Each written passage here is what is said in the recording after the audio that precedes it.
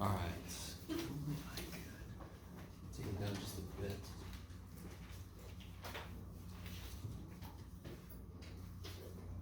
Okay, let's go. All right, we reconnect. Everybody just got comfortable for a second.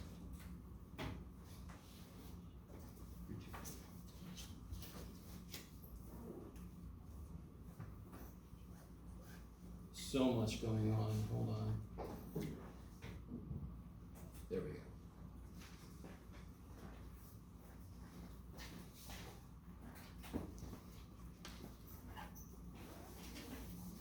All right, so where we left off, we had done addition, subtraction, major steps forward for us. Get to us. Someday I'm going to get a better program than this. That'll be easier to save stuff, but baby steps. Okay. So we finished 3.1. 3.1 was all about addition, subtraction. What we're about to get into is multiplication, division. Can somebody remind me though, with subtraction, what was kind of like the first method to try to get a student to understand subtraction? What's like the first approach you take? Like if it says he has 5 apples, needs 3, like start off with 5, then take away 3. All right, so takeaway approach is a very it's the first thing we think of when we think subtraction is the takeaway. I had $10. This guy stole 6. Now I got 4. Right? But in terms of teaching a student, yes. I don't know what it's called, but the addition, we have to like fill in the blank, figure out like. Yeah, okay, fill in the blank. It was the missing something. Missing added. And why does it make sense from a teaching's perspective to ask what the hell happened to Jeff's writing ability? Who hurt you in the past, Jeff? Sorry. Really quick story. When I was in 3rd grade, my teacher was like, you really should learn to sew. I think it'll help you with your writing capability. As you can tell, I didn't do that. And all of my students now wish I had. Okay. So missing add-in approach. Why does it, so real quick, I haven't said this a ton yet, but every time you're about to teach a new concept, what's the first thing you try to desperately do for the students? You try to link it to something they just recently learned. Yes, you want to make a little bridge for them to come across. Because they're all happy on the island that you've been living on for a while, and you're going to freaking go to a whole other freaking island. So what do you want to build for them? A bridge to get across. So missing add-in, in terms of teaching subtraction, the idea of it, missing add-in is a great way to start. Because what does missing add-in mean? So if I wanted to actually do 7 minus 4, how would I set that up in terms of missing add-ins? By the way, that is a 7. Oh. It's like a not equal sign. Let me see if I can. Yeah. Why is this guy? Okay, I've been doing really well until now. Okay. Sure, Jeff, whatever you say. Okay. Can somebody help me out? How would I set that up as a missing add-end? Yes? 4 plus what equals 7? 4 plus what equals 7. And of course, you would have just finished addition. They would have done like a bunch of addition tables. They would have like little songs, whatever the heck you would do with them. They kind of know 4 plus 3 is 7. So that would make them feel like, oh, this is just addition. Okay, good. And to tell you honestly, I don't know if I've said this to you guys, subtraction does not exist. Like, there is no subtraction, you're just adding the inverse, right? Adding the additive inverse. So there's no 7 minus 2. There's 7 plus negative 2. That kind of idea. This is even more in your face. There's no subtraction. It's just, what did I have to add to get to the other guy? Yes? Guess kind of with me. Then I would immediately, once I do that, just to get them to understand that subtraction is sort of addition in reverse, then I would immediately do takeaway, because that is something they very intuitively understand. You have 7 toys. I take 3 of them. Once you calm down, can you tell me how many you have left? Right? Okay. I don't blame them. I will freak out too. All right. I like it. Okay. So we talked about addition. We talked about subtraction. We talked about set method for doing both. We talked about, what's the other method? So we have set model. What's the other model? Oh, okay, so there's a comparison which came later, but there was a set model. So if I want to do 7 minus 4 using a set model,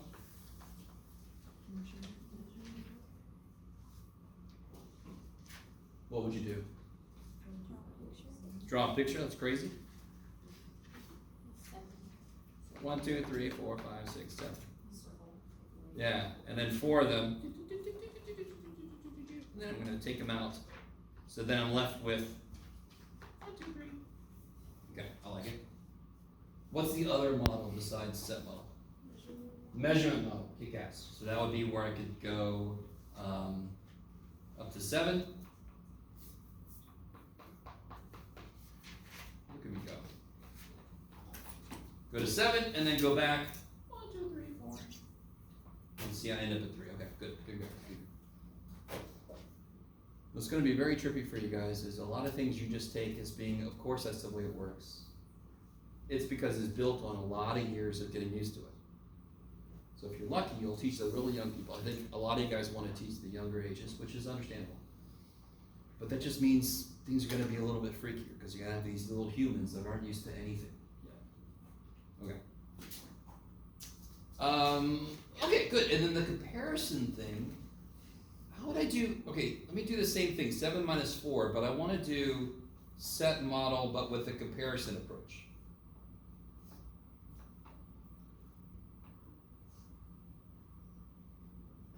Let me see if you guys get this. What's comparison approach mean? Yeah, so in this case, come up with an idea, like a problem, where I'd have to do 7 minus 4 and it's a comparison problem. What would that kind of problem be? So comparison kind of gives it away. How many people do you need? 2. Doesn't have to be people, but people is a good place to go, right? So how many circles am I going to have to draw to actually get this thing started? 2! So I got, Jeff, come on. So I have, give me a name.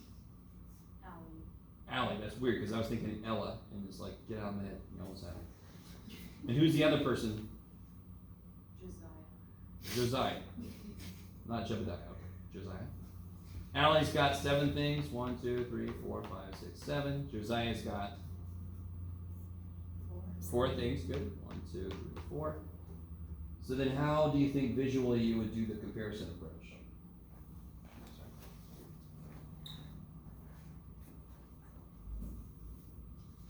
So instead of just doing like we did over here, instead of circling stuff and taking it out. Yeah, one way to do it is to say, okay, here I can find Joseph. There's Joseph. So therefore, how many more does Ellie have? 3 more, right? Or you can start with Joseph and say, kind of like a comparison. Okay, let me see if you guys are with me. Let me see if I can back up. Is that the backup? Look at me go. Look at Jeff go. Okay. So you can either find Joseph and Allie and see how many extra are in there. It's very direct. What if I want to do like a missing add-end comparison set model? What do you guys think? I can start with Josiah. Did I call him Joseph? I can start with Josiah and say what? I want to do missing add-end. I can say, start with Josiah and say what? How many more did Allie have? How many more does Josiah need to become what Allie has? Yes, that would be missing add-in. In this case, literally missing dots. What is Josiah missing? So you could say he's missing 1, 2, 3. Okay, so that would be missing. And of course, every time you do it, you get the same answer. Think about it. Yes. Yeah, I like it. Let me stop for a moment.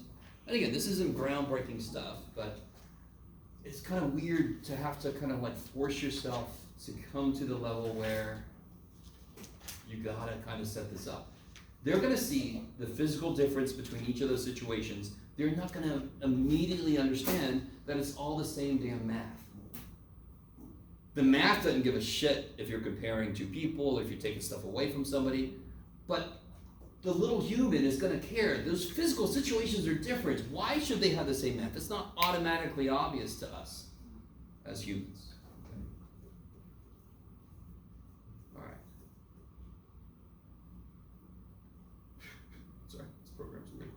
Okay.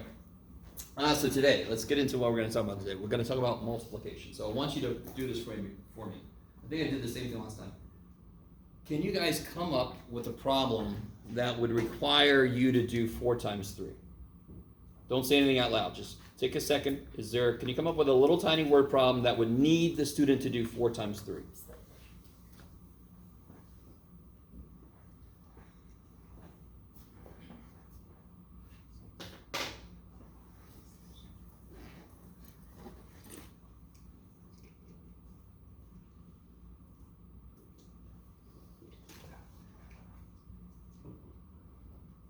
I really want to see if we can get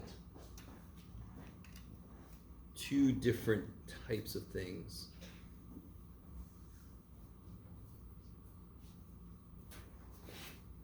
Or maybe we'll see what happens.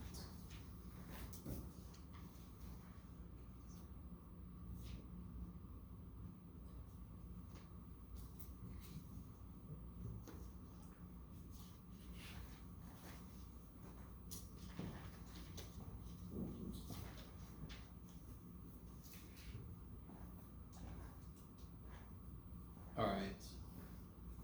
Who's got something for me? Yes. Allie has 4 times as many lollipops than Josiah. Josiah has 3 lollipops. How many lollipops does Allie have? I like it. And the nice thing that I want to come back to that. So that's kind of nice because it goes along with like a set model approach. Who's got something they feel is kind of different? Yeah.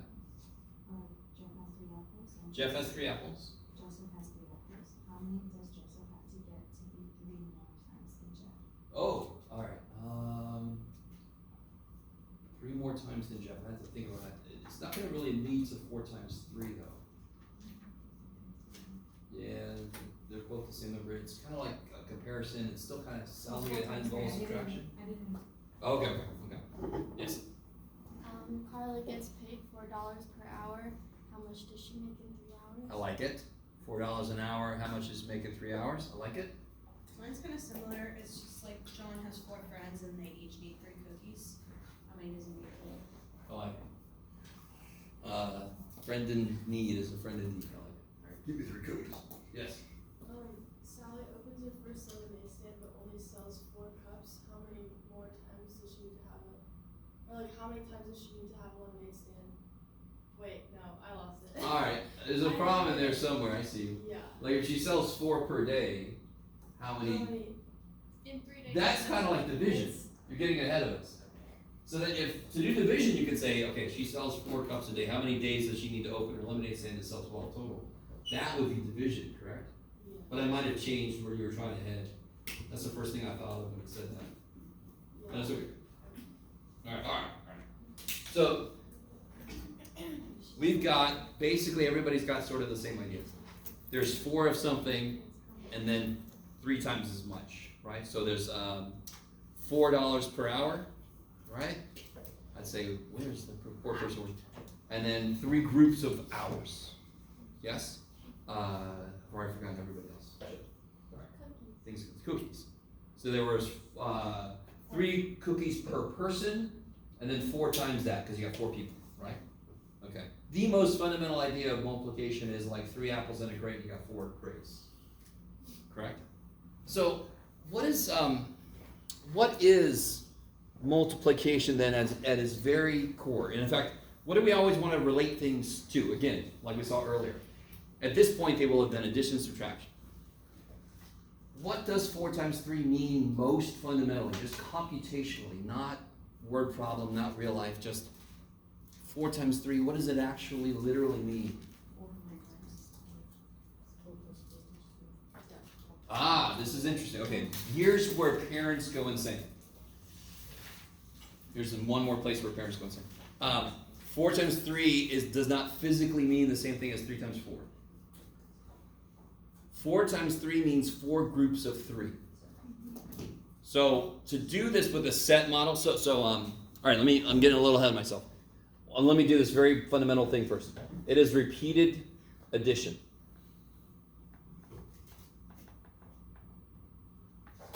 That is the most fundamental computational definition of multiplication. So 4 times 3 literally means, careful, 3 plus 3 plus 3 plus 3. 4 groups of 3. So if I wanted to do 4 plus 4 plus 4, that would be 8 times 4. okay. We stop for a minute. Do you guys agree those are two physically different situations? If I have 4 crates with 3 apples in each, that is a physically different situation from 3 crates that has 4 apples in each, correct? Those are physically different situations. The math is the same, right? And this is what parents don't get. They're so stuck on the math of it. They don't stop and realize my little human, I know I keep my kid, my child, is going to relate to the physical situations more immediately. Then the math can be taught on top of that. And they're going to see those are two different physical situations. So we're trying to bring them from what they have naturally, what we all are born with, into this weird-ass math shit that we made up. You guys kind of with me? And again, I'm almost certain you guys have seen this, where people have said, look at what my kid brought home from school. What the shit is this? We didn't do this shit, you know. Well, yes, you did. You probably did some variation of it. You just forgot. Okay. So fundamentally, multiplication is repeated addition. So let me ask you this, just to set you up for later. What do you think fundamentally division is? Yeah, we're going to get there. That's a method you guys don't normally see. Division is repeated subtraction. Because multiplication is repeated addition, and they're opposite operations, yes? Okay, so we'll see that later today. We'll see what the hell that means. So set model. How would you do 4 times 3? What do you guys think? You need how many groups of how many? 4 groups of 3, okay. So set model for 4 times 3, you would do 4 groups of 3. You guys see that? Yeah, that comes out pretty good. And then, of course, the student can just count the little freaking dots. So they can make 4 groups. They can put 3 dots in each, and then they can count them up. I like it. And again, you can see the repeated addition idea in here. Yes? So how would you like differentiate, because I know it's supposed to be like related to addition, how would you like tell them that's technically different, even though the answer is the same? Like from keeping them from just adding 3 plus 3 plus 4. Oh, it's less, okay. There's actually not a damn thing wrong with the idea of just adding every time you see a times. You will very quickly get them to agree with you, though, when you have like 80 times 700. You're like, do you want to write 80 groups of 700? Yeah. And count? No, you don't want to do that. You don't want to write 780 times, right? So then, it's really interesting what you did, because it's not wrong. It's not a damn thing wrong with doing 40 times 3, and you write literally 43s. But it's a motivation to be, do you want to write all that all the time? If you have a kid that's like, yeah, I do. Yeah, okay, we need to figure this out. What about 200 times 3? Sounds fun. I'm like, okay. But you with me? So technically there's nothing wrong with it. It's just that we want to be more efficient. You're like, wouldn't you rather get this done and then go out to play? Okay. And then again, like I said, you can count up the numbers here. What's 3 times 4 then? Set model. 3 sets of 4. There we go. 4. Well, there you are. And of course, if you count them up, you get the same answer. It's crazy. Okay. What am I kind of showing here? What property are we sort of showing evidence for? 4 times 3 is the same thing as 3 times 4. Commutative. I like it. That's when individual things commute. Yes? Okay. I like it. What about measurement model? Remind me, fundamentally, what's the measurement model kind of reference? Using a what? Number line. Can you guys take a moment, don't say anything, figure out how to do 4 times 3 with a number line? The bad thing about this iPad, I gotta take my hand out sometimes. Alright, just hold it back here.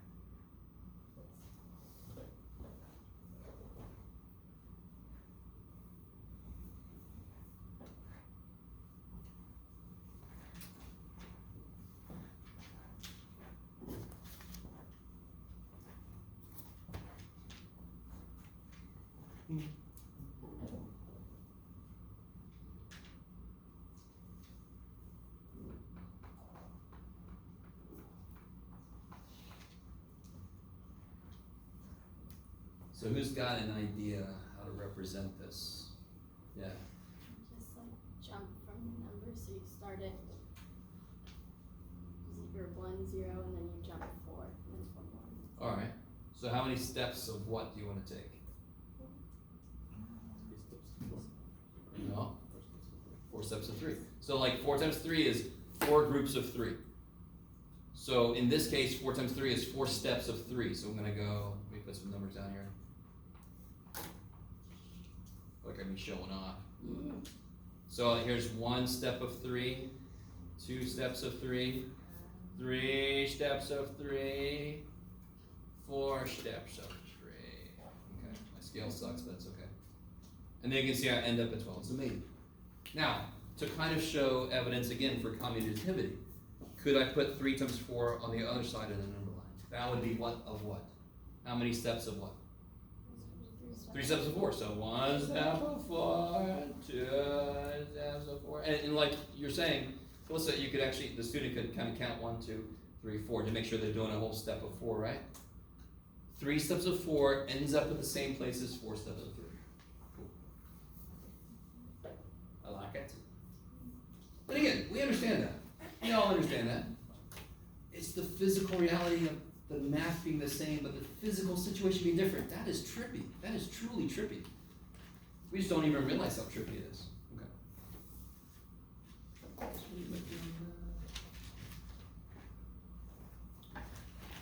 So, you put them over here.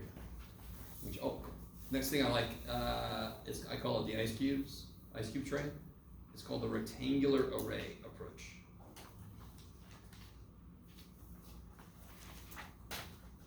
Good Lord, John. Okay. By the way, I like the lag on this. It's so I call it the ice cube tray for what's going to become very obvious. I'm going to make a smaller problem just because 2 times 3. So if I was doing set model, that'd be 2 groups of 3. If I was doing measurement model, that'd be 2 steps of 3. If I'm doing the rectangular array, it's 2 rows by 3 columns. Yes? And of course, the student can then count how many ice cubes would go in this tray. 1, 2, 3, 4, 5, 6. Okay. You don't have to talk. Feel bad. Feel like I'm sorry. Apologize to all you little people. And of course, how would you demonstrate that 3 times 2 is the same thing? What would you do with the rectangular array? Draw one real quick. I'll wait. Draw 3 times 2. Don't save it.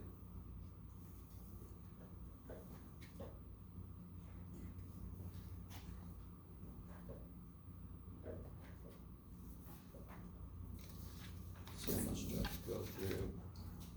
Oh yeah, oh boy. It's gonna be a while before I can shut up. Sorry everybody.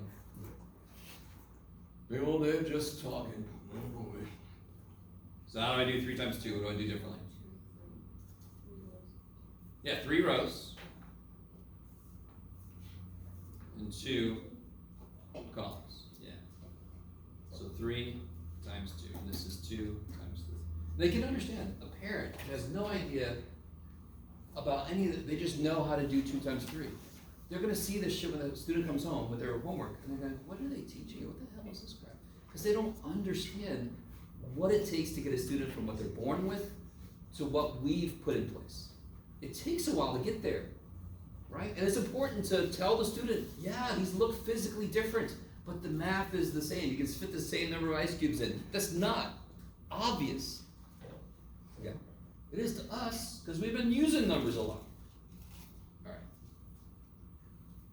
So we got that. That's not too bad. Rectangular array approach, I call it the ice cube tray. You can see why. Okay. Yeehaw. Okay, anybody remember what Cartesian product meant?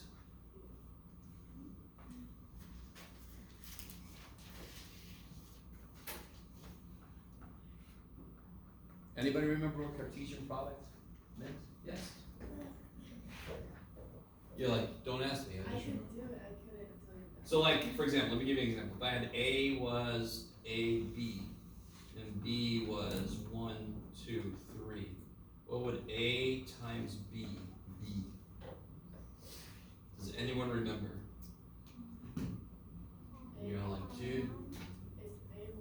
Yes. A1, Oh. A2. Sorry, I've given somebody a memory headache. B1. Beta. And I already got you guys ready for this. The symbol for Cartesian product, that's what that is. And that symbol is actually used in mathematics for all kinds of things. But they all roughly kind of correlate to our idea of times. So we did. We literally stole the sign. We're like, oh, it's the same shit. So, what is the number of things in A? 2. What's the number of things in B? 3. And what's the number of things in A cross B, or A times B? That's crazy. So then AB, if I call this A and I call this B, AB is equal to the number of things in A cross B. So it's literally just making as many pairs as you can given a couple sets. That's all the Cartesian product is. But then by necessity, it relates to multiplying. If I have 3 options, so it's sort of like how many cars could you make if you have 3 options for the outside color and 4 options for the inside color? Well, I can make 12 different cars, 12 different combinations. For every 1 color I choose on the outside, I have 4 options for the inside. That kind of leads into the next dude. Yes, it does. Kick ass. Somebody with this, we've talked about Cartesian product before. I understand if it leaks out your brain. Just shove it back in there. Okay. What you're doing over there. What if I just say this? Does anyone have a reaction to the tree diagram? You hate it? Huh? Think you remember? Okay. So for example, if I want to do 2 times 3, I'd have 2 branches, and off of each branch, I'm going to have 3 little twigs. So where do you see the answer? Total number of little twigs, right? 1, 2, 3, 4, 5, 6. Holy shit. So if I had to do 2 times 3 times 5, what would I add? Off of each twig, I'd have 5 little leaves, yes? You guys with me? So then I have 5, 10, 15, 20, 25, 30. And that's 2 times 3 times 5. You guys with me? So that's another beautiful visual, although if your numbers get big, your picture can get stupid big. Okay, how's everybody doing? If you've ever done any probability, you've seen tree diagrams, you might have seen them in, I can't think about it, but like coming back to like a real life example. What if I had the interior could be red, blue, or blue? Sure, Jeff. Black, let's say it's black. There's not a lot of blue interiors for cars, I don't think. And the exterior could be, just to make this easier, what you got, Jeff? Silver, or just put something, Jeff. Pink, sure. It's the only options for this, right? It's Cadillac. We can do R, B, Jeff, W, and then for each of those, I have S or P, silver or pink, silver or pink, silver or pink. So then how many combinations could you have? 6. Yes. And that's not really mathematical. That's just combination of colors. Now, we all know there's math involved, but it's just how many combinations of colors can you make? And I'm sure you guys have all heard about, like, what's the total number of pizzas you can make if you're given like 14 different toppings? And it's in the millions of combinations, and that is very counterintuitive. But it's just because of all the different pairings you can make, and you can have some of some and not some of the other. Blah, blah, blah. Okay. Sorry, starting to bore myself. I'll show. All right, so we got tree diagram approach. Blah, blah, blah. Okay, let's talk about properties. I sort of already have been. The one property I've definitely already talked about was what? Commutative. And I've already given you a couple examples, visual examples of the commutative property of multiplication. So A times B equals B times A. That's commutativity. This one should have been first, but it's okay, we'll be fine. Closure. Does anyone remember what closure means? And I don't mean psychological, I mean mathematical. Seek closure with people. Anybody remember closure meant? Is it the one where like everyone's in a room? and Yes. then- So if I have a room of all whole numbers, yes? And somebody remind me, what are whole numbers? Where do they start? 0, 1, 2, 3, 4, 5. So I have a room with just whole numbers in it. If I multiply anything in that room together, any two things in that room, do I have to leave the room to get the answer? No. If I divided two things in that room, might I have to leave that room? Give me an example. 1 divided by 2. 1 divided by 2 is 1/2. That's in the room down the hall. That's in that weird ass room down there, right? You guys kind of with me? So I like the idea. It literally means, do you have to open the door to go get your answer, or can you stay in the room? That's kind of like the visual I had the first time somebody told me about this idea of closure. Maybe. So closure just means, I'm not going to write something down. When you multiply two whole numbers, the answer is still a whole number. Right? So closure of whole numbers under multiplication. Multiply two whole numbers.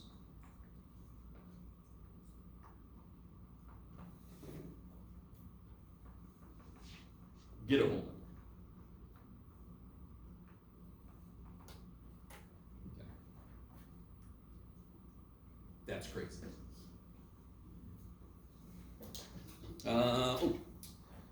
Here comes the freaky one. So we did some earlier ones. By the way, go back to commutativity. I did examples already earlier. I didn't draw pictures. You could do measurement models to show, to prove that the commutativity works for individual problems. Yes, okay. So what about this one? This one's going to get kind of freaky. Associativity. It's kind of like the word banana. It's like, when do I end? Associativity.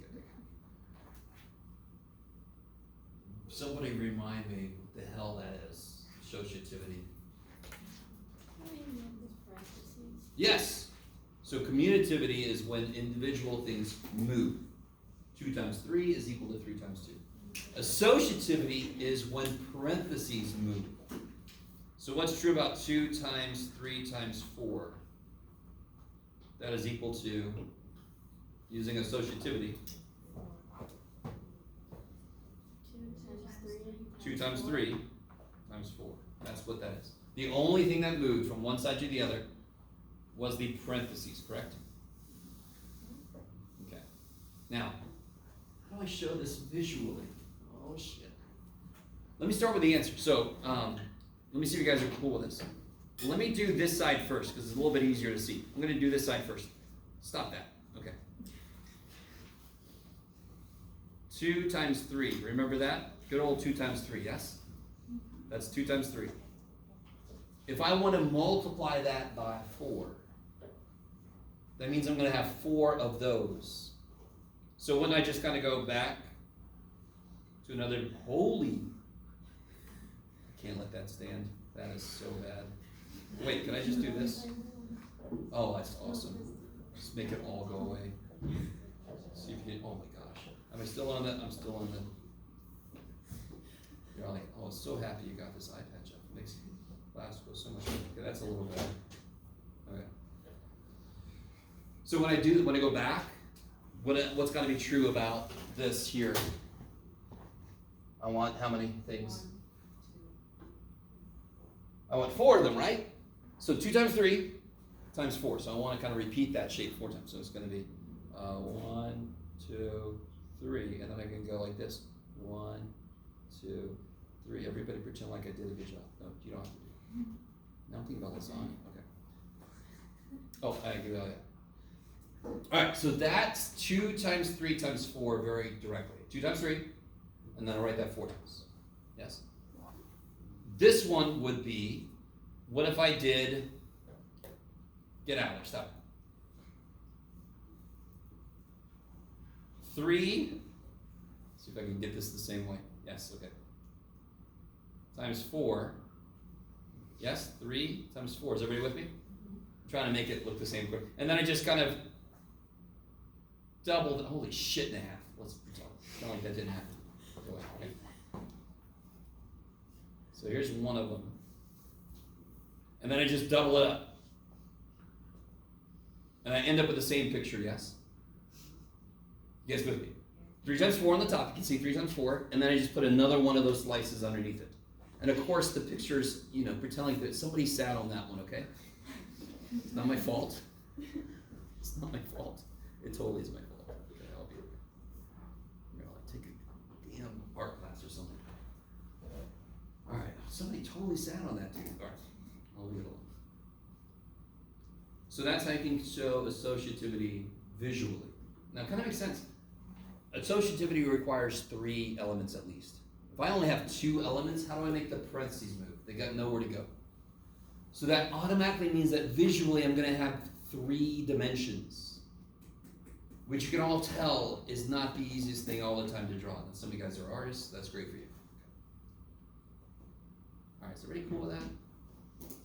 Associativity. Okay.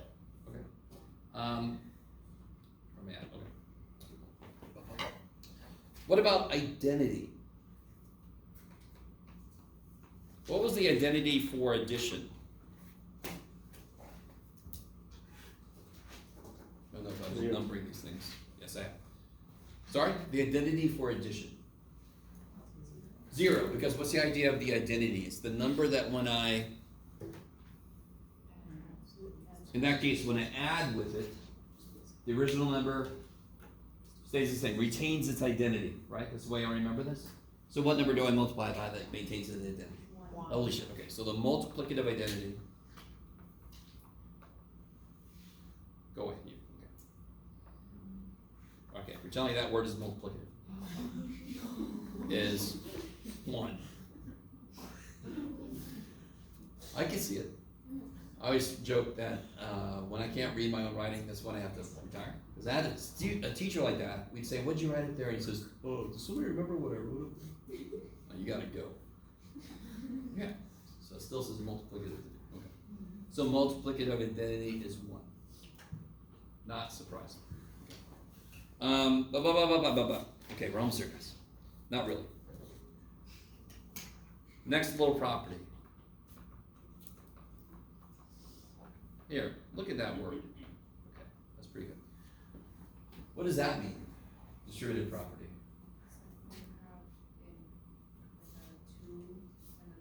Yes! So one example would be 2 times 3 plus 5. Now, obviously, one way to do this directly is to do what first? Freaking do the parentheses first. In fact, that follows what? PEMDAS. Please excuse my dumbass son. That's right.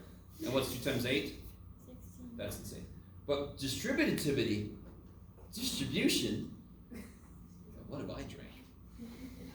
Would tell you to do what? Yeah, I literally have 2 groups of 3 plus 5. So I have 3 plus 5 plus 3 plus 5. Because what is multiplication fundamentally? Repeated addition. So I can write, so 2 times 3 plus 5 means I have 2 3 plus 5s. That's literally what it means. So of course I have 2 3s, and of course I have 2 5s. So the shortcut is, screw this. Let me just put a 2 in and put a 2 in. Yeah? That's why distribution works. Now, in this case, why the hell would you do it? There's no reason to do it, yes? But it's good to know we're allowed to do this. When do I have to do it? When I have variables. When the inside is like 2 times x plus 5. I don't know what the shit x plus 5 is. But I could distribute the 2 and do other stuff, right? Okay, maybe. Now, listen. Distribution actually helps out quite a bit. What if I have to do, you can do it, Jeff. 50 times 48. That's not that bad, but let me just show you. Isn't this 50 times 50 minus 2? What's 50 times 50? What's 5 times 5? 2,000. 25 with 2 zeros. Yes, and what's 50 times 2? 100. What's 2,500 minus 100? 2,400. That's easy. Yes? Easier than doing this in your head, maybe. Yes? You understand? Okay. So you could use distribution to make mental mathematics easier. We're going to actually come back to that later when we get to a whole section titled Mental Math. That's normally the one that students are like, oh my god. Which I understand. But it's kind of cool. I'm going to show you all these stupid little tricks that crazy little math people like me know that make us look, oh, look at me, I'm amazing. No, I just know a lot of little tricks. What do you do? Okay. All right. Oh, all right, here's something silly. What's 0 times anything? That's crazy sauce. What is anything, this is a little too early for this. Well, might as well say this. This is coming. I'll get there. Right now we'll stop here. And this is equal to a times 0. So commutativity still works with 0 over multiplication. I love it. I'm going to stop for a minute. Since I just mentioned commutativity, remind me. Addition is commutative for whole numbers. Is it commutative with whole numbers if I use subtraction? And we talked about that before, yes? So multiplication is commutative. What do you think about division? For very much the same reason as multiplication, because it's just the opposite of multiplication. It doesn't work as directly. All right, like 7 divided by 2 is not the same thing as 2 divided by 7, blah, blah, blah. Okay. All right, dear God, I'm trying to get us to a point where I can shut up. I'm not quite there yet, guys. All right, you can stay. I'll get another one. Okay. Get you in the corner. There we go. So now we come to division.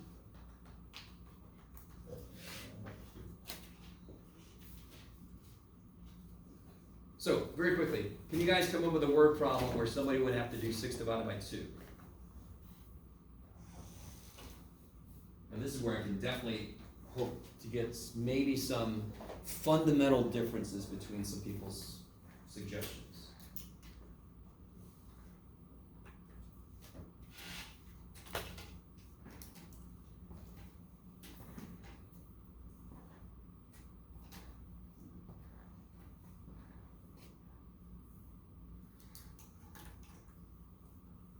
Oh my God. You ever realize that the division symbol itself is like a little fraction? A little dot is something over something else. Math people, sometimes you get it right. So who's got a word problem? You guys have one yet? Or am I pushing it too hard? Yes. Jenna has 6 cookies and 2 friends. How many cookies does each friend get? So Jenny gets none? Oh, you're like, she can't have them. She's gluten free. I get you. You guys with me? 6 divided by 2 is 3. So Jenna has 6 cookies. She wants to give equal amounts to her friends, so neither one hates her or whatever. So how many would each friend get? I love it. So she got a total amount, and she knows how many groups to split it between. 2 groups of 1 person. Yeah. So each group, each person gets 3. Does somebody have a different one? Yes. If each toy box has 2 toys in it, how many toy boxes? Ooh. Okay. Wait a minute. Okay. I'm excited. So let me make sure. Okay, the first one was 6 total cookies. 2 people. I'm going to just put it as inelegantly as I can. 6 total cookies, 2 people. Do it. And then number 2 was, sorry, say it again. If you have, if each toy box has 2 toys in it, how many toy boxes do you need to have 6 toys? Ooh. Okay. Each box, 2 toys. How many boxes to have 6 total? Yeah. That's perfect. Okay, that's insane. That's kind of scary. This first one, not surprised. These are fundamentally different approaches. They both have the same math. In one instance, you know the exact number of things you're dividing a total amongst. And the other one, you know how many you want each thing to get. You just don't know how many things. I want you to really understand. Like if I just made this a little bit different. If I said I have 6 cookies and I want to give 2 to each person, how many people do I need? Do you guys see how that's like number 2? So instead of boxes, people. But it's very different from number 1. I need you to see this. And again, this sounds weird. This is where parents are going to be like, what the shit is wrong with you teachers? Those are the same stupid thing. You're like, no, they're not. Very physically different. The math says 3. But in the first problem, that means 3 cookies per person. And the next problem means 3 boxes. Totally different, right? Okay, maybe. So this first one, not surprisingly, what is Jenna, right? I can't remember her name. You know, like, whatever I said. Jenna is doing what with the cookies? What's the word? What's the special word? What is caring? Sharing. Okay. So this first one's called a sharing approach to division. You know exactly how many things need stuff, and you know exactly total number of stuff you got. How much does each thing get? Number 2, you know how much each thing gets. You just don't know how many things, therefore, you need. Right? You guys with me? Maybe. So this one is called, get out of there. Let me make sure. This isn't, yeah, that's right. Measurement. It's because we use this word a lot. This is the measurement type of division problem, and the first one's a sharing type of division problem. Okay. So, just to say this real quick to you guys, I've said something like this to you before. The level of mathematics we're doing in this class is very low. But the amount of brain power to be able to explain such a low level of math is very high. This is why back when I used to teach Math 88, which is where I would teach students what 2 minus 7 is, right? You guys with me? I loved that class. And some of my friends are like, dude, you can do freaking calculus, all this shit. I'm like, that's great. But man, I get challenged. I have to come up with an entirely different way to explain such basic stuff. I'm like, that's exciting to me. That's like, okay, well, how else can I say this? You guys kind of with me? So it's the content we're working with seems really, really basic. But it's all about how do you deliver that content to people who have never seen the shit before. That's the level of difficulty, right? Okay, maybe you guys are understanding. Okay. By the way, before I forget, there's one more tutor who can do 125, so I'm going to have to add. I have to remember to do this. Add it to our little list of tutors in our Canvas shell. And also, I want to say this. We're trying to get, let me just talk about this for a second while I'm thinking about it. Some of our classes have what's called a support course. So, for example, if you want to, has anybody ever taken a support course here? If you want to take 176, you can take it with 076. If you want to take 160, you can take it with 060. And those support courses are supposed to help fill in the prerequisite gaps. Are you guys all with me? What is the prerequisite to this course? Does anyone know? You're all like, I'm here, I guess I'm okay. Does anyone know what the prerequisite is? Something that doesn't exist anymore. It's Math 110 or Math 103. It's intermediate algebra. We haven't been able to teach that. We're not legally allowed to teach that here. I'll stop. So I created a support course, and I've turned that in. So I'm hoping it's going to happen. And so that support course would be like a 1-unit additional course in which you could just work on the straight up prerequisites. So when we start talking about fractions, I'm going to do very limited review. We're going to talk about how to teach it. This course would give more time to flesh out all the fraction stuff. Are you guys kind of looking for? Because, again, you guys want to be elementary teachers. Elementary teachers teach every freaking subject, yes? And I know that math is only one of them. But my God, you're giving these people their first experience with mathematics. And that is so foundational. If any of you guys hate math and you've forgotten your first experience with math, I almost guarantee one of those first experiences was bad. You had a teacher that was not flexible. You had a teacher that didn't try to meet you where you were. You guys with me? So I want everybody that comes out of this class to understand algebra, which will help them understand how to translate some of this stuff for their students, right? Understand why fractions work the way they do, blah, blah. Okay, good. So you're all like, great, John wants about something's not going to help me out. I'm sorry. But it's something I'm trying to do for the future. Okay. Where was I? Oh, okay. So let me start with this. I'm going to do my notes a little bit out of order. When we did multiplication, we started with a repeated addition. So when I do division, what should I start with? Multiplication was repeated addition. Division is repeated subtraction. Let's do an example of this crazy thing. How the hell does this work? So multiplication is easy. 4 times 3 is 3 plus 3 plus 3 plus 3. Whoop-de-doo. So what if I wanted to do 20 divided by 4? We all know the answer. That's fantastic. I want to do repeated subtraction. So what do you think that means I'm going to do?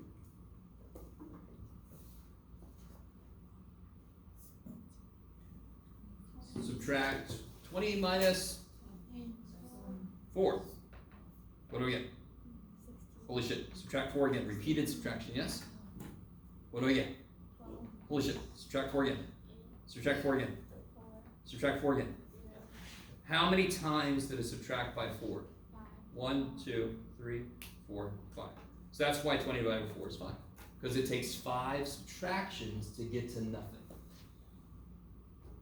You guys don't see that very often. You guys kind of know multiplication, repeated addition. You kind of know that. But you lose the fact that division is just repeated subtraction. So how do remainders work? All right, let's try it out. Let me give us a little bit better problem here. Let's see. Something that doesn't. What about 17 divided by 6? So how do I start that off as repeated subtraction? 17 minus 6 is 11. Minus 6 is 5. Can I subtract 6 again? Nope. So how many 6's went in? 2. Remainder 5. Right? Isn't that what 17 divided by 6 is? 6 goes into 17 twice, minus 12 with 5 left over. Is that cool? You guys kind of with me? You guys? It literally is what's left over at the end. That's why we call it remainders. Crazy. I like it. MIT. So what about, okay. What was the next thing we did with multiplication? We started with repeated addition. But then we immediately went to, what am I trying to say? I think I actually did it the other way. It's okay. I'll be fine. I think we started with missing, when we did subtraction, we did missing addend. Right? So with division, I can do missing what? So if I want to do, so it's going to be missing. So with subtraction, it was missing addend. What's the thing that I would add that I'm missing? With division, it's missing. Okay, I like it. Multiply. Actually, the official name is factor. So missing factor approach. So if I want to do 20 divided by 4, Jeff, what are you doing there, buddy? My brain said the answer's 5. Okay. Go away. Stop. I can rewrite that out using this idea of missing factor. 4 times what?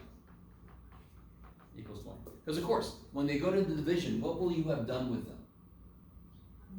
Multiplication tables. Yes?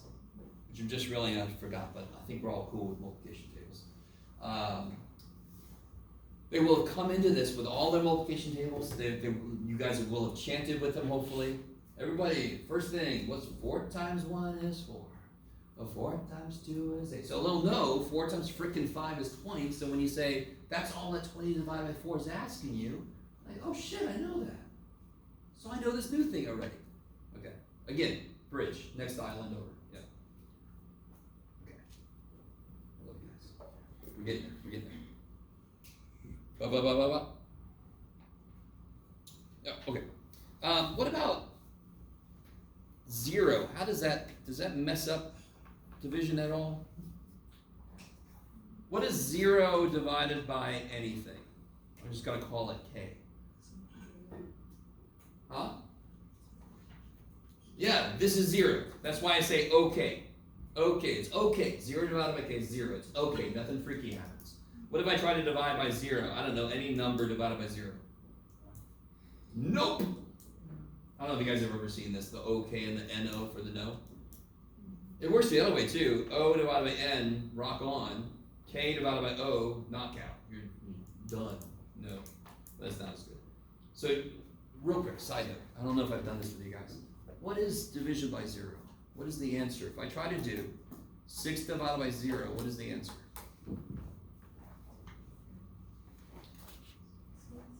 Help me out. What's 6 divided by 2? 3. Explain to me why using multiplication. 3 times 2 is 3 times 2 is 6. Do you all agree that, let me say it in a really weird way, but you're all going to agree. Isn't 3 the number defined in such a way that when I multiply by 2, I get 6?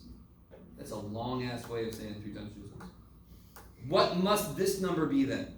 This number right here. It must be the number defined in such a way that when I multiply it by 0, I get 6. Is there any number defined in that way? No. So then what's this? No. Get out of there, Jeff. Just make it go away. There's no number defined to do that, so this is undefined. You guys have heard that before? When you divide by 0, it's undefined. Make a little black hole when you divide by 0, so be careful. Okay. Some of you guys might have called it infinite. Did anyone ever call it infinite? That's the idea of like a slope, like rise over run. If you only rise and never run, you're just going up forever. That's infinite slope. Okay, maybe. So 0, of course, always finds a way to mess us up. It messed up entire civilizations, as we've seen. Blah, blah, blah. Oh, okay. If A and B are whole numbers with B less than A, I can write A as, B times Q plus R. Oh my God. Where Q and R are also whole numbers. All right, let's do a concrete example of what the hell I just said. Why do you think I call this R? Because that would be the remainder. And why do you think I call that Q? Does anyone know what the technical word is for division? Quotient. I love it.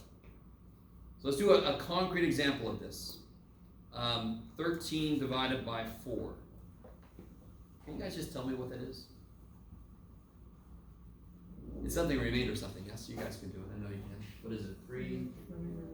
Remainder 1, yes. So how can I write it in this form? 13 equals 4 times 3 plus 1. Is that true? That's literally how you interpret this. 13 divided by 4 is 3 remainder 1 because 13 is 4 times 3 plus 1. Maybe.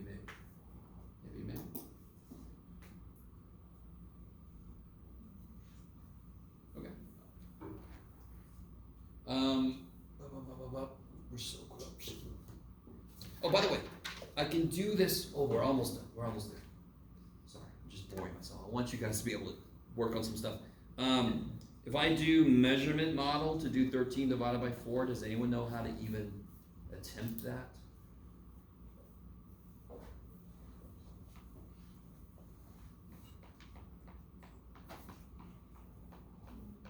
Good Lord, Jeff.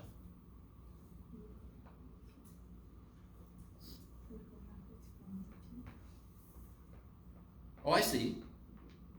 Yeah, okay, you can do it the other way. I like that. I didn't do it that way, but what would you, so you would start at 13 and what would you do?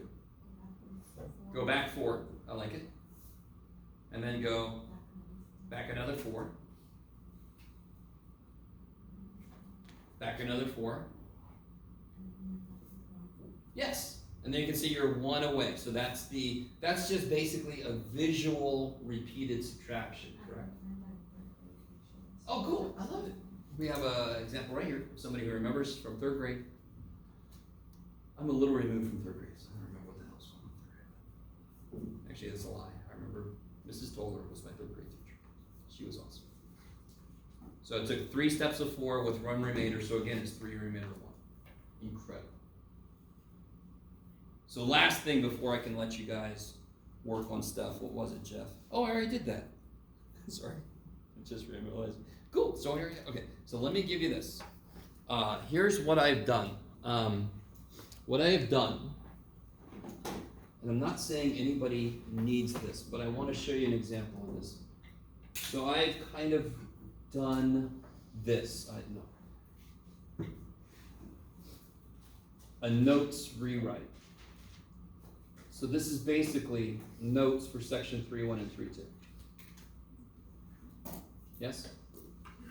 But this has been rewritten. See how it's kind of like reorganized? So I have subtraction, I have multiplication, division is kind of like all mixed together. So it's just me rewriting the notes so that they're kind of like more together. You don't have to look at this if you never want to, but it's there. And on the other side, I have some problems that I want you guys to work on. So let me give you guys this. Might be over here.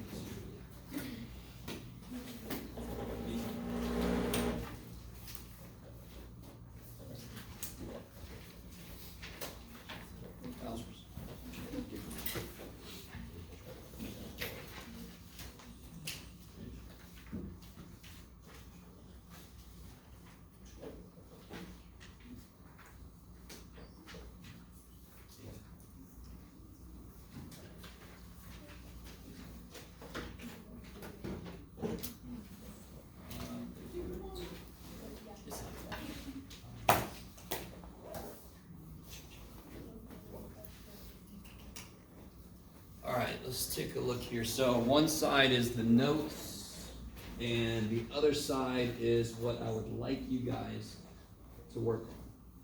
I kind of wanted to let you start working by yourself a little bit. I'm not going to force you into groups. If we have time later, I have a group work exercise. But for right now, go ahead and try as much as you can. Some of you guys might be able to relate very directly with that first error.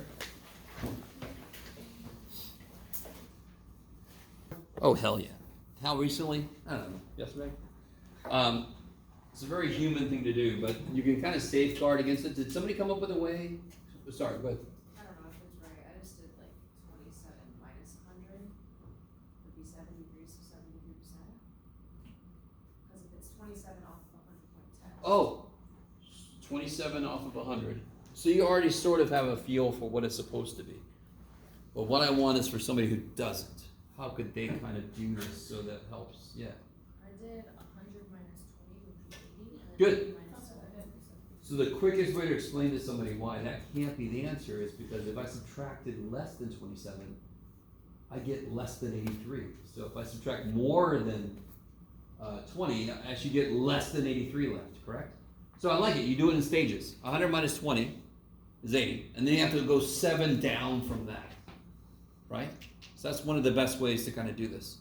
Did anyone else come up with a different way to do this? You could do this 100 minus 20 minus 7. So I just broke up negative 27 into minus 20 minus 7. So then I get 80 minus 7, 73. Does anyone else know a different way? Yes. 100 minus 30. Oh, I see. 100 minus 30 plus 3. Sort of the same idea, except you go a little further, you come back up. So 100, and again, it's all about making it a round number because our brain just loves round numbers. I don't blame my brain. It's pretty good. So 70 plus 3, 73. I like it. That's beautiful. Anything else?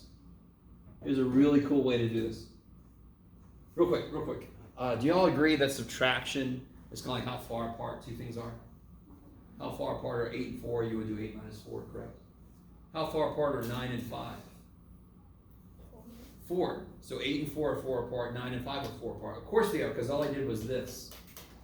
So if I add or subtract the same amount to each number in a subtraction problem, the answer is the same, because the distance is the same. If I'm here and somebody else is there and they go 3 steps forward and I go 3 steps forward, we're still the same distance apart. I didn't catch up. You guys see that? So here's what's cool. 100 sucks. It's got 2 zeros. If I want to set that up into 100 minus 27 and do the whole borrowing shit, the more zeros, the worse it is. Yes? You guys remember doing this stuff? Gotta borrow, this is 0. Gotta borrow, this is 0. Damn it. You know, so you have to go all the way to the beginning. So why not do this? 100 minus 27. If I go 1 step down from 100 and I go 1 step down from 27, those are the same distance apart.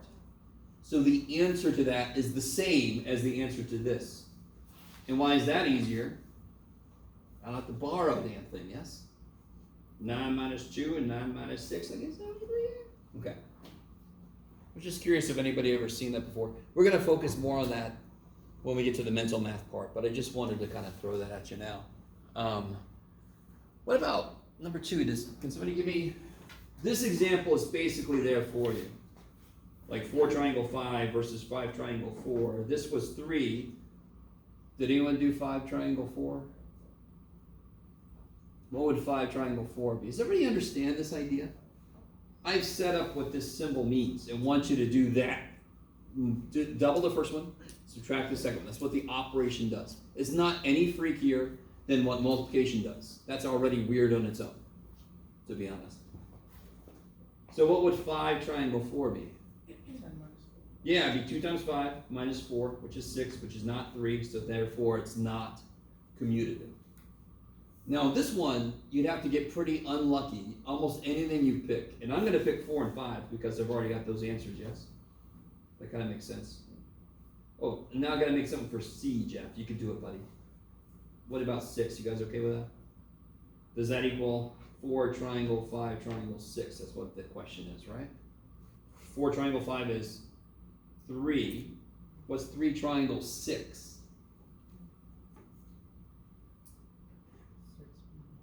I would double the first dude, subtract the second dude. You can always go back to the definition. So you get 0. I love it. I like it. We stop for a minute. And I love this problem. And you're like, that's good for you, man. But I love this problem because addition. Why the shit does that exist? We made it up. We decided what it meant. I can make this silly operation up. It makes just as much sense as any other operation. It's just like when you're learning a new language, though. You have to go back to the definition. What the shit does this want me to do? When you learn logarithms, has anyone ever heard of logarithms? When you first learned them, didn't you have to kind of remind yourself what the hell it wants from you? You don't know that automatically. It's not like, it's just like learning a new language. I don't know what each word means. I got to look back up. Oh, shit. What's 5 triangle 6? Double the first dude minus the second dude. 4. And what's 4 triangle 4? Double the first dude minus the second dude. 4. These are not equal, therefore this is not associative. Kick ass. Now, how are you guys feeling about this problem? Okay, look, you guys, look, there's stuff on the back too, Jeff, that doesn't work. You guys are all very cool with this here, right? 0, 1, 1, 2, yes? If I put a little plus sign there, it means I'm adding, and this tells me what 1 plus 1 is, yes? This tells me exactly. Somebody's already done all the work, thank the gods, because I don't know what the shit omega is. Are you kidding me? But somebody's already done all the work. What is A omega B? Yeah, A omega B is B. You guys see that? So, what is omega? I don't know. Somebody's already gave me all the answers. Beautiful. I don't have any work to do. I just have to look up the answer. So my question is this commutative? No. Where's an example that shows you it's not commutative? See again?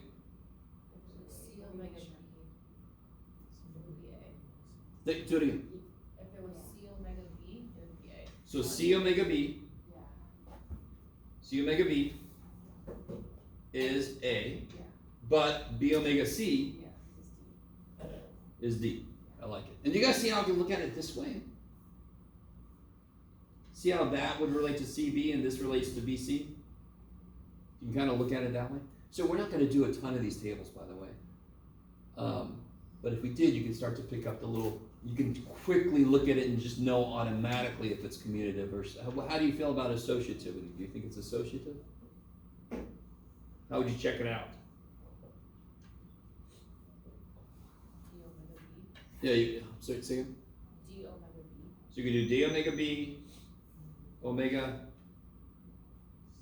C. Sure, let's just pick something. Let's see if that's the same thing as D omega B omega C. This one we already did. That's D, right? What's D omega D?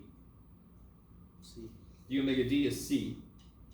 This one, what's D omega B? Is D. And what's D omega C? is A. So these are not the same. Yay. All right. So again, it's just another level of exploring what commutativity and associativity means. I'm sorry. Okay.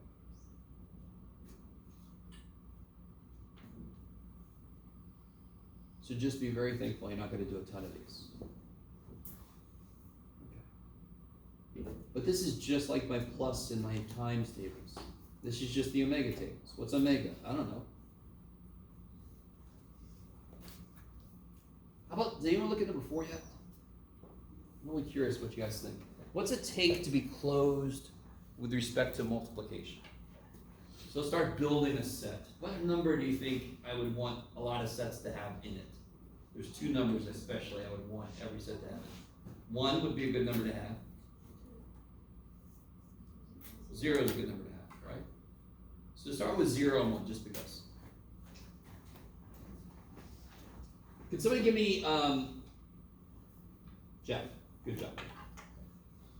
I want it to be closed with respect to multiplication. So if I just stop there, is it closed with respect to multiplication? In fact, this is a beautiful example already. I was going to go further than this, but do you all agree that's closed with respect to multiplication? How do you check? Take any 2, and it can be by itself also. So what's 0 times 0? Did I have to leave that room? No. 0 times 1? 0 times 1? 0. 1 times 1? 1. So no matter what I do, I don't have to leave the room. What about addition? 0 plus 0 is 0, 0 plus 1 is 1, 1 plus 1 is, oh shit. So is that closed with respect to multiplication? Yes. Is that closed with respect to addition? No. You guys see that? The one I was thinking about was this one. If I put 0, 1, 3, what do I have to add in to make it closed with respect to multiplication? 1 times 3 is 3, 0 times 3 is 0, 1 times 1 is 1, but 3 times 3 is, oh, we gotta add 9. Okay, now what do I have to add? Something before that. 27. Then I have to add 81. What am I getting? All the powers of 3, right? 3 to the first, 3 squared, 3 cubed, 3 to the fourth. You guys see that? If I just kept going like that forever, is that closed with respect to multiplication? Yes, because is 9 times 9 in there? How about 3 times 27? That's 81, right? So that's closed with respect to multiplication. Is it very obviously not closed with respect to addition? What's 1 plus 3? Shit, right? It's not in there. Okay, maybe. So this idea of closure, I seem to like that idea a lot. So be ready for questions like that. And you're all like, God damn it, why do you have to like this stuff, Jeff? Sorry. All right. Okay. So last little bit for today. I'm going to talk a little bit about 3-3. See if this is still alive. You're still alive? Yes.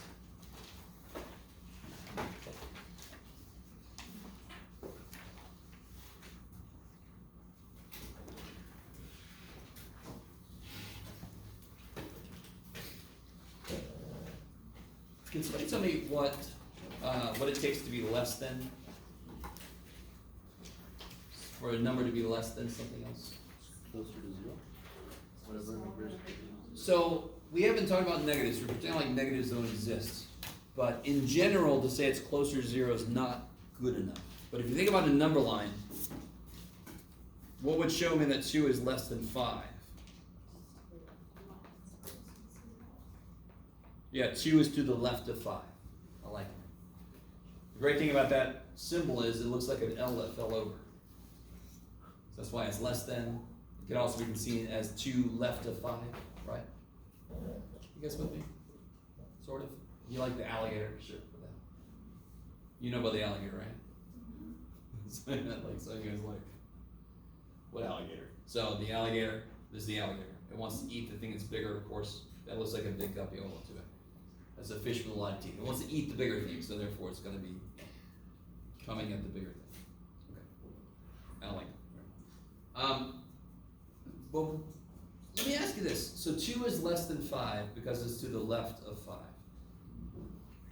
Going off of what we've been talking about in chapter 3, is there another reason to see why 2 is less than 5? I want to see if you guys come up with this intuitively. Why is 2 less than 5? If I have 2 cars and you have 5 cars, why do I have less cars than you? So we put them on the ground, we can kind of visually see that I have less. Well, what's another reason why? It's a neat little explosion. I don't know what that is. Siri. It's gonna answer your question if you ask me a question. Oh, did I say Siri? No, it like here. You were holding. Oh, I see. Things you talk about or whatever. Hey Siri, You're probably holding a button. go to sleep. I can't sleep, but I enjoy a good bedtime story.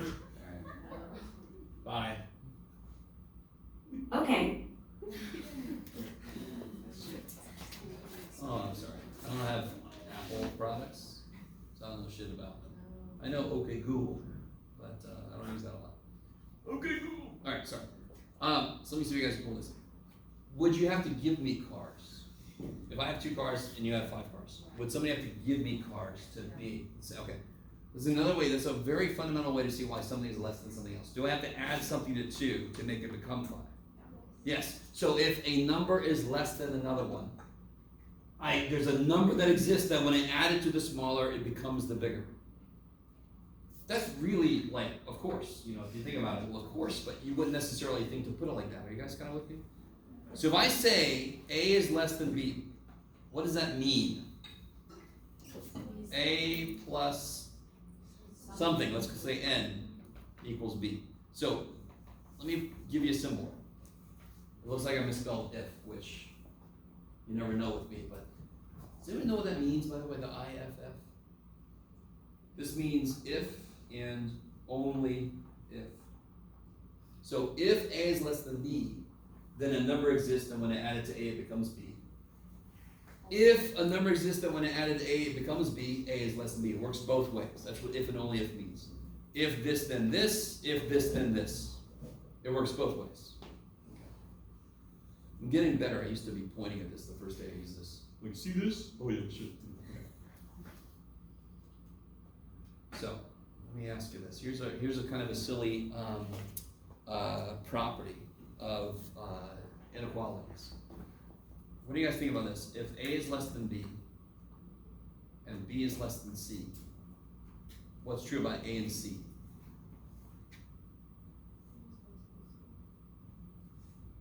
Yeah. Doesn't A have to be less than C? Right? This is called the transitive property. That's way too highfalutin of a word. It should be called the duh property. You guys agree with me? If you're younger than her and she's younger than me, then you're younger than me. That's like duh. Yes? Okay, maybe? No? Yes, maybe. Okay. I'm going to prove this.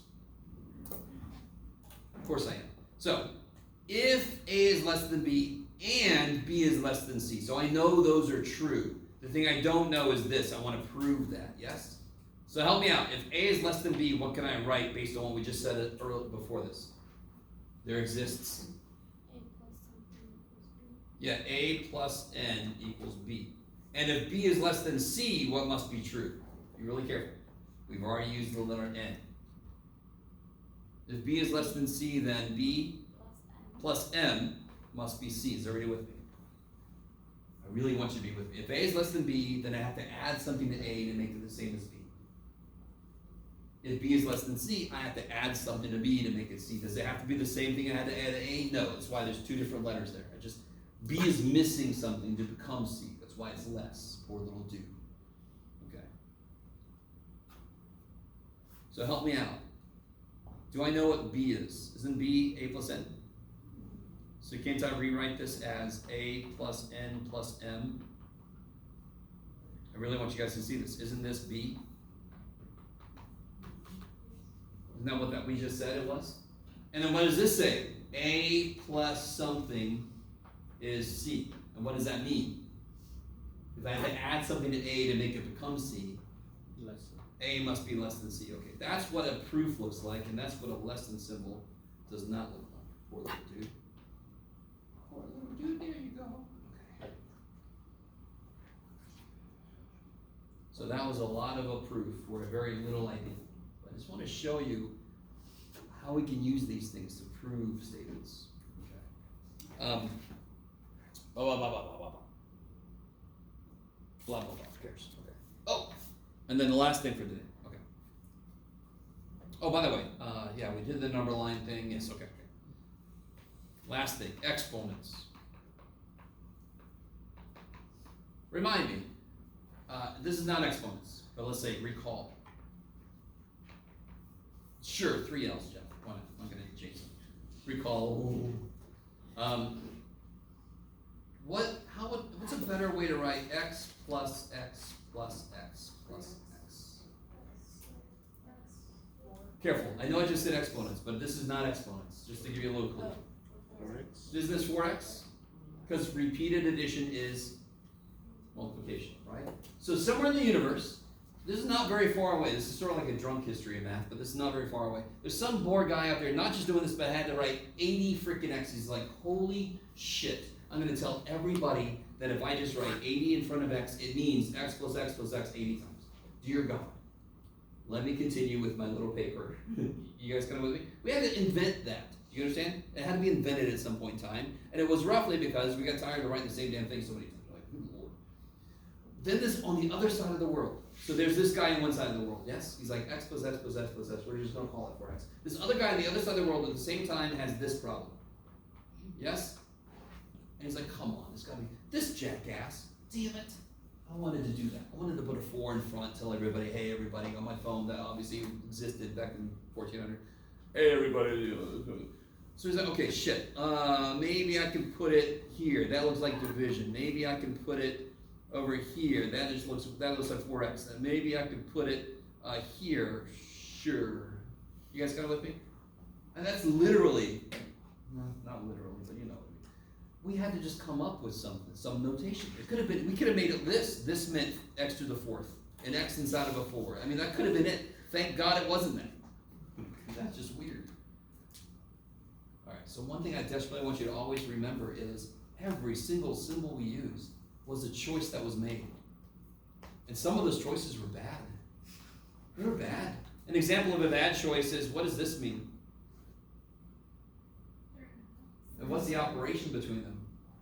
It's not times, because 3 times a half is 3 halves. This is 3 plus 1 half. But something sitting next to something else is multiplication. Okay, that's an example of a bad choice. This is an example of an okay choice. That choice leads to everything we know about exponents. What is x to the 4th times x to the 7th? What is x to the 4th? Isn't it x times x times x times x? Good God, Jeff, you picked 7. What's x to the 7th? 1, 2, 3, 4, 5, 6, 7. So how many x's do I have total? Yeah, so of course I add the powers. Now let me trip you up. Do you see what I've written up here? Do you guys see this? There is no 4 in what I've written. There is no 4 at all in what I've written there. This is the symbol that represents how many of these I've got. I've got 4 x's. I've got 7 x's sitting next to each other. Of course I got freaking 11 x's, right? Not x to the 28th. Right? That's the most common mistake I get there. But how the hell do you get 28 x's? There's only 4 and 7. They can't get 28 from that. There's 11 total, right? So of course when I multiply like bases, I add the powers. What about when I divide? You guys know. What is x to the 7th divided by x to the 4th? Yeah. Why? Because I got 1. Good Lord, you're 7, Jeff. What is that? I lost count. Good. How many x's cancel? 4. How many are left? No. 3. On the top, yes? Okay. So, dear God, you're not going to do all this shit. The shortcut, of course, is just subtract. If I have 7 x's, then I divide 4 away. Of course, I got 3 left. Right? I like it. What about x to the 4th to the 7th? I'm really, really hating that I picked 7. What is something to the 7th power? If I said figure out 2 to the 7th power by hand, what would you start doing? I would start walking away. No. You write 2 how many times? Okay, so anything to the 7th power is that thing times itself. Freaking 7 times, Jeff. What the shit? How many is that? I don't know. Is that 7? Yes, okay. And of course, then what takes over? The first property, right? 4 plus 4 plus 4. But isn't that just repeated addition? That's the definition of repeated addition. Is the definition of multiplication. So, of course, I'm just going to multiply the powers. I have 7 groups of 4x's, so of course I've got 28x's now. You guys kind of with me? Okay. This isn't anything too crazy, but I know some of us have had issues with exponents, so. And then what about this? What do you think x to the 4th times a to the 5th? Can I do anything with those? No. Not a damn thing. But what if I make it x? So this is shit. What is one thing I could do here?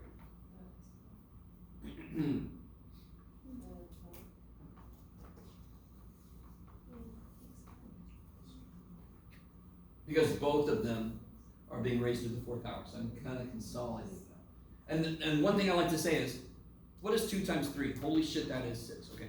What is 2 squared times 3 squared? How many 6s can I make? I have 2 2s and 2 3s. How many 6s can I make? Don't overthink it. 1 2 and 1 3 makes 1 6. 2 2s and 2 3s makes 2 6s. Yes?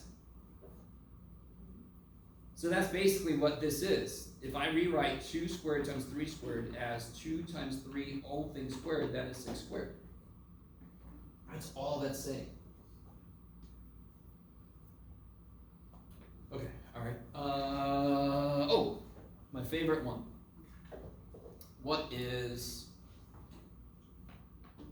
anything to the 0 power? Let's investigate it. How do I get a 0 power? If I put squared up top, what do I have to put down here? So the answer is x to the 0. Talking too much. You're all like, yes, you have. Do it again. How many on the bottom? 2, right? Doesn't that make sense? But what's something divided by itself? Freaking 1. So anything to the 0 power is 1. Watch this. If I have x squared, what's x squared? It's crazy. What do I get when I divide by, if I divide that by x?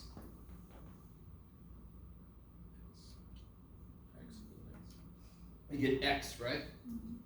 What if I divide that by another x?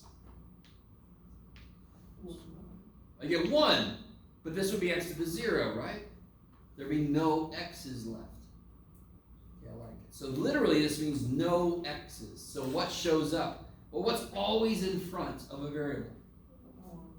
So if I have a 1 in front of everything and there's no x's, all I have is that 1. He finally gets to show up because everybody else left and he's like, everybody can see me now. But if I have just a y, he's kind of hiding. And so is this guy. And so is that guy. Okay. Yeah, that's plenty. The last thing I want to talk about was PEMDAS, but we talked about that a little bit already, if I remember correctly. Right? Didn't I tell you about please excuse my dumbass son? Okay. So we finished up chapter 3 just then. I do want to have a quiz on 3132 next Tuesday. We make it official.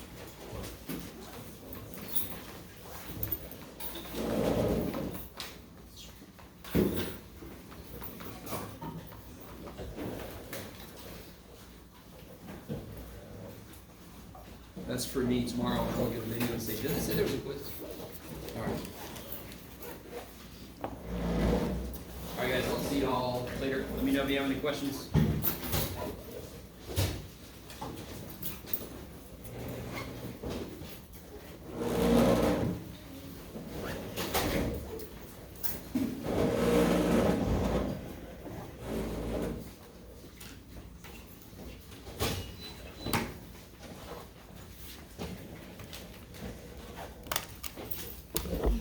Thank you. Oh, I'm gonna forget my notes. Okay. Here you go. Oh, you got it? Okay.